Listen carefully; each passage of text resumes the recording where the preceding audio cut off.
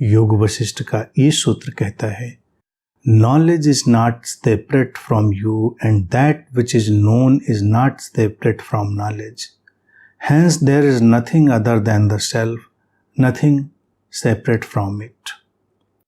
ज्ञान तुमसे अलग नहीं है और जो जाना जाता है, जाना गया है, वो ज्ञान से अलग नहीं है।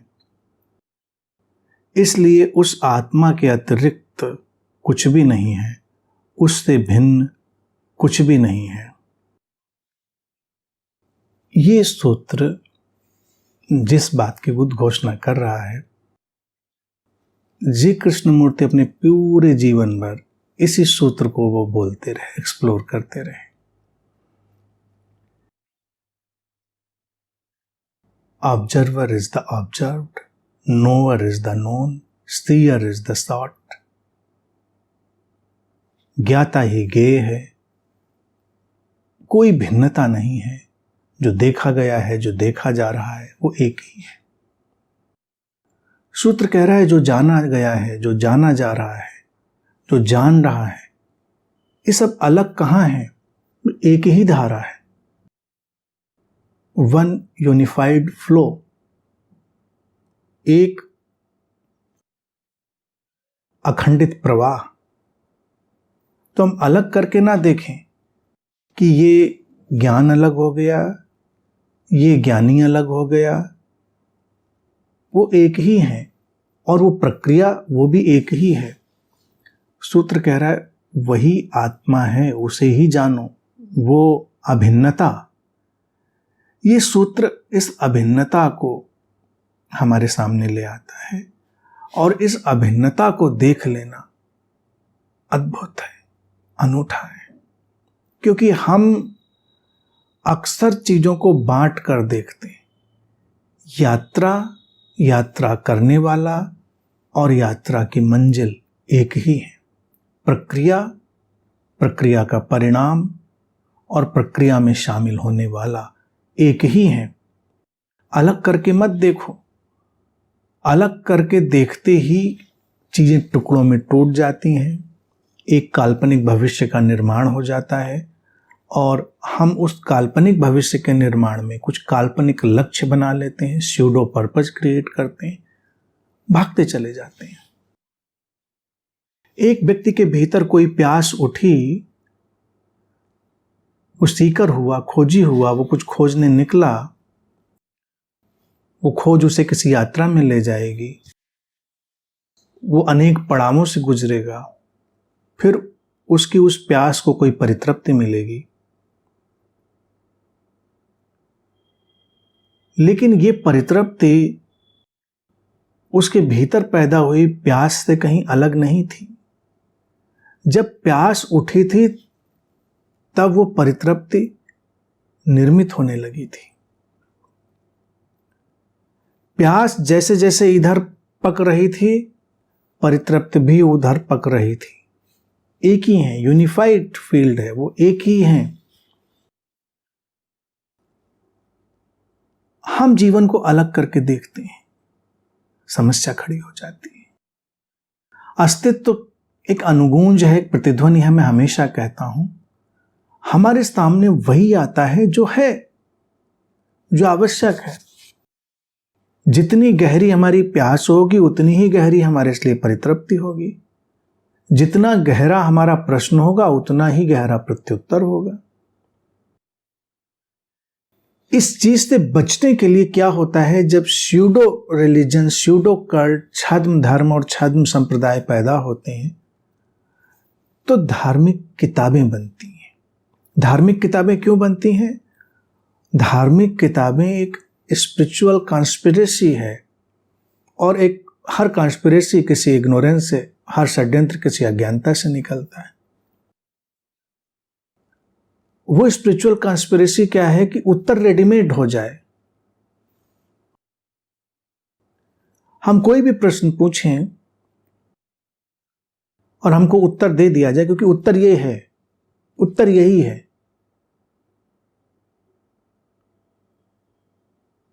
ऐसा कैसे होगा? उत्तर एक ही होगा। जितना प्रश्न गहरा होगा उतना ही गहरा उसका उत्तर होगा। जैसे अगर हम इतना ही प्रश्न अपने आप से पूछें, मैं कौन हूं, हु एम आई, हमारे इस प्रश्न की गहराई पर इसका प्रत्युत्तर निर्भर करेगा। प्रत्युत्तर हर पड़ाव पर, हर कदम पर आएगा, ऐसा नहीं आएगा। हर पड़ाव, हर कदम भी हमारे लिए एक निश्चित किस्म का समाधान और निश्चित किस्म की तृप्ति लाएगा, लेकिन वो सापेक्ष होगा उस प्रश्न की गहराई पर। जिस दिन मैं कौन हूं मैं इस तरह से पूछूंगा कि मेरी रातों की नींद उड़ जाएगी, मेरा रोम रोम पुकार उठेगा, बेचैनी का ज्वालामुखी हमारे भीतर फूट पड़ेगा, उस दिन उसका प्रत्युत्तर अलग होगा। और हम ऐसे ही पान चबाते, सिगरेट फूंकते, टहलते हुए जेब में हाथ डाले, बस पूंछ के निकल गए, समझ में नहीं आ रहा मैं कौन हूं। या कहीं जाकर 1-2 घंटे ध्यान कर लिए, आंख बंद करके बैठ लिए, मैं कौन हूं। तो इससे कुछ बहुत गहरा मैं कौन हूं का प्रत्युत्तर तो आने वाला नहीं है, क्योंकि बाकी दैनिक जीवन में तो हम वैसे ही घूम रहे थे, उसी उधेड़ बुन, उसी मूर्ता, उसी बेहोशी में।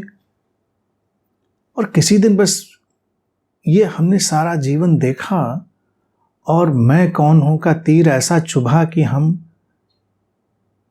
बेचैन हो गए। हमारे खाने पीने, सोने की सारी व्यवस्थाएं विस्फोट में उड़ गईं। उस दिन कुछ और उत्तर होगा। तो ये एक प्रक्रिया है जो जुड़ी हुई है। इसीलिए कह दिया जाता है सब एक है। एक है का मतलब ये नहीं कि सब एक जगह इकट्ठा रखा हुआ है, वो एक ही फ्लो में गति कर रहा है, एक ही फ्लो में गति कर रहा है। धरती प्यासी है तो बादल घिरने लगते हैं, धरती उत्तप्त हो रही है, बारिश की तैयारी होने लगती है। धरती का उत्तप्त होना और बादलों का गिरना और बरसना एक ही प्रक्रिया का हिस्सा है, वो एक ही हैं। उनको अलग करके मत देखो कि वो कुछ अलग है, ये कुछ अलग है। ज्ञाता और ज्ञेय, दर्शक और दृश्य अलग नहीं है, सब एक है। इसीलिए तो हम देख पाते हैं कि ये हमारा आत्म है, एक का ही सब विस्तार है।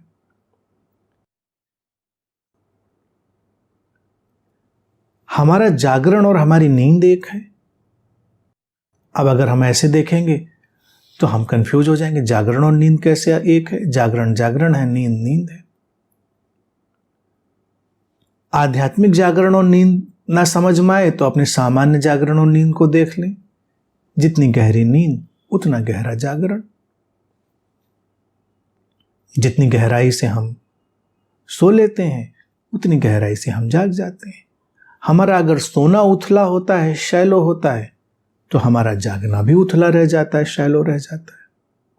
जुड़े हुए हैं एक दूसरे से, सब कुछ एक दूसरे से जुड़ा है।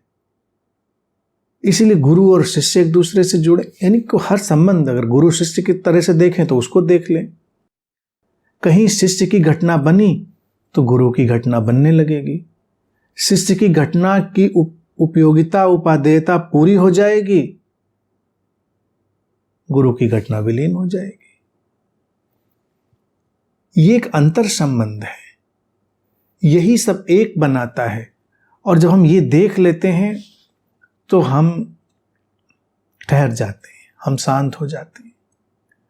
मैं तो यहां तक कहता हूं कि अज्ञान, भटकन, ये सब भी वही है, उसी स्रोत की ही लीला है। इसलिए उससे भी बहुत परेशान नहीं होना है, ना किसी की निंदा करनी है, ना अपनी निंदा करनी है, ठहरना है उसमें। क्योंकि अज्ञान की पीड़ा ही तो ज्ञान की तरफ ले जाएगी। किसी ने अज्ञान की पीड़ा ही नहीं जानी तो वो ज्ञान का आनंद भी नहीं जानेगा। ज्ञानी ऐसा थोड़े होता है अचानक किसी अलग धरातल से प्रकट हो जाता है। अज्ञान से उठती हुई धाराएं ही एक दिन ज्ञान में बदल जाती हैं। भारत में हमने इसको बड़े सुंदर सुंदर प्रतीकों, कहानियों से दिखाया भी। हम दिखाते हैं कि कालिदास एक ऐसा शरीर मन है जो मूर्ख जैसा है, और अचानक वही कालिदास एक दिन महाविद्वान हो जाता है। हम क्या कहना चाहते हैं? सापेक्ष है।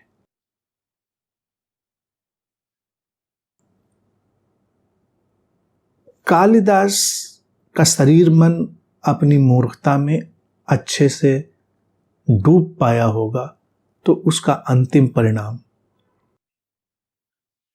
विद्वता हो गई। हम मूर्खता को भी गहरा नहीं होने देते। हम मूर्खता को भी संभाले रहते हैं, झाड़े पोछे रहते हैं। हम सब बने हुए बैठे हैं। एक बार अगर हमारे भीतर वो चीज दिख जाए तो रूपांतरण हो जाता है। हिंसा है सबके भीतर, सब बुद्ध बन के बैठे हुए हैं हिंसक। मौका मिले तो क्या न कर डालें। फिर वहीं पर सम्राट अशोक जैसा उदाहरण आता है। क्रूर व्यक्ति है, रक्तपात से कोई उसको परेशानी नहीं है, उतरता है हिंसा रक्तपात में तो कोहराम मचा देता है। लेकिन वो पूरी तरह उतरा और उस रक्तपात को, उस अपने बिखराव हिंसा को देख पाया, रूपांतरित हो गया, बदल गया। क्योंकि हिंसा और अहिंसा भी एक ही है। अज्ञान और ज्ञान जैसे एक है, वो भी एक है। हमने उसको देखा, वो बदलाव हो गया। तो जीवन में सब कुछ एक का ही विस्तार है। परिस्थितियां बदलती हुई दिखाई देती रहती हैं, ये सौंदर्य है। और वो एक होना, जो एक ओनली वन रियलिटी, एक वास्तविकता जो है, वही हमारा होना है। अखंडित, सब कुछ से अप्रभावित, किसी भी चीज के विरोध में नहीं, सबको एक साथ लेकर चलती हुई, सब कुछ को रूपांतरित करने की क्षमता को जानती हुई। ऐसे ही तो जीवन आगे बढ़ता है। लेकिन हमको एक छद्म चीज सिखा दी गई, चीजों को बहुत ज्यादा डिवाइड करना। तो डिवाइड एंड रूल ऐसा नहीं कि पॉलिटिशियन करते हैं, रिलीजियस लोग भी करते हैं, और जाने अनजाने हमारे रगों में उतर गया है बांट बांट कर जीना। और हम जितना बांटते चले जाते हैं, उतना ही हम सत्य से दूर होते चले जाते हैं। सत्य सारे विभिन्नता में, सारे फैलाव में भी एक को ही देख लेने की क्षमता है। तो यहां पर ज्ञान, चूंकि ज्ञान की बात इसलिए कह दी गई सूत्र में क्योंकि ये जानना, समझना, महसूस करना, ये सब ज्ञान का ही हिस्सा है। तो हम ज्ञान वाली बात को अगर समझ लें, knowledge, knowing, knower, process of knowing, जानने की प्रक्रिया, जानना, और जो जाना गया, जो जान रहा है, इस सबको अगर हम देख लें एक यूनिफाइड फील्ड में, एक अखंडित प्रवाह में, तो फिर सब कुछ को हम देखने में सक्षम हो जाते हैं। सब कुछ एक ही में जुड़ा हुआ है, एक ही ढंग से सब आगे बढ़ रहा है। अस्तित्व तो हमको किस बिंदु पर यहां रखेगा, वो अलग बात है। वो किस भूमिका में हमको डालेगा, वो अलग बात है। वो उस परिपूर्णता का चुनाव होगा, उस टोटलिटी का आउटकम होगा, उस परिपूर्णता की निष्पत्ति होगी, परिणाम होगा। और उस पर भी हमारा कोई अधिकार नहीं होता है। ये बात देख लेना भी हमको बहुत आह्लादित करता है, क्योंकि ज्ञान को जब घटना होता है घटता है, जब नहीं घटना होता नहीं घटता। लेकिन ज्ञान की प्रक्रिया निरंतर गतिमान है, और ये ज्ञान किस रूप में अभिव्यक्त होगा, इसको हम नहीं जान सकते। कभी कभी क्या होता है जिसको हम अज्ञान की बात कहते हैं कि अच्छा ये इसने तो बड़ी मूर्खतापूर्ण बात कह दी, ज्ञान वहीं से अभिव्यक्त होने की तैयारी जुटा रहा होता है। हमको नहीं पता होता है ज्ञान वहीं से अपने पंख पसार रहा है। किसी दिन जब मनुष्य ने आसमान में उड़ने की परिकल्पना की तो लोगों ने उसका मजाक ही बनाया। अब ये उड़ेंगे, बताइए, इनकी अक्ल है, ये उड़ेंगे। लेकिन वो सोच, वो परिकल्पना धीरे धीरे हमको आज तकनीक के उस मुकाम पर ले आई कि हम आसमान में उड़ना जान चुके हैं। ऐसे ही कभी कभी अचानक कोई ऐसी मूर्खतापूर्ण बात बोलता हुआ दिखाई देता है जो हमको आज अकल्पनीय लगती है। हमको लगता है कि बिल्कुल मूर्खतापूर्ण बात कह रहे हो, ऐसे कैसे हो सकता है, ऐसा थोड़ा ही होता है। लेकिन ये बात उठ गई है, हवा में जाग गई है, हवा में कोई गांठ खुल गई है, अस्तित्व ने खोल दी है वो गिरह, तो समझो कोई प्रक्रिया प्रारंभ हो गई है।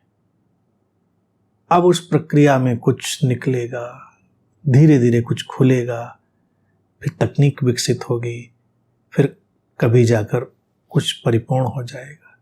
तो इसीलिए अज्ञानियों को, अज्ञान को, अज्ञान की बातों को भी संवेदना और करुणा से ही देखना है। उनके ऊपर हमें बड़ा तिरस्कृत, आक्रामक, निंदक नहीं होना है।